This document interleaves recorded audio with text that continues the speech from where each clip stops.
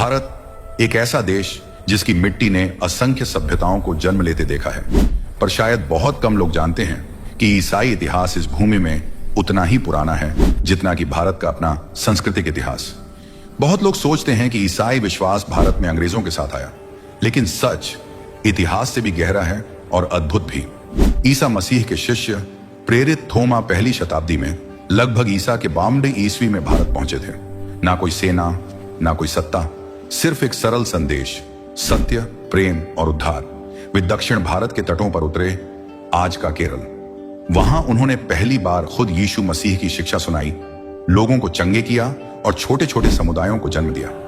भारत में ईसाईयत की शुरुआत किसी तलवार या मजबूरी से नहीं, बल्कि प्रेम, सेवा और त्याग से हुई। भारत ने अपने इतिहास में सबसे पुराने चर्चों में से कुछ को अपने आंगन में बसाया। ये चर्च न तो विदेशी थे, ना ही बाहरी। ये भारत के लोगों द्वारा भारत की मिट्टी में खड़े किए गए चर्च थे। वे लोग भारतीय भाषा बोलते थे, भारतीय संस्कृति अपनाते थे, पर यीशु मसीह का प्रेम अपने जीवन से दिखाते थे।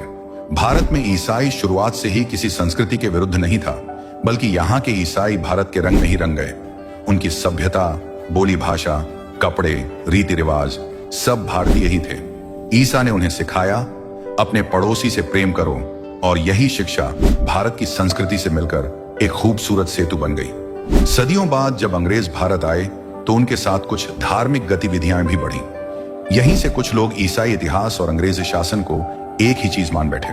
हालांकि भारत में ईसाई समुदाय ब्रिटिश रूल से 1000 साल पहले ही मौजूद था, लेकिन गलतफहमियां फैलती चली गई।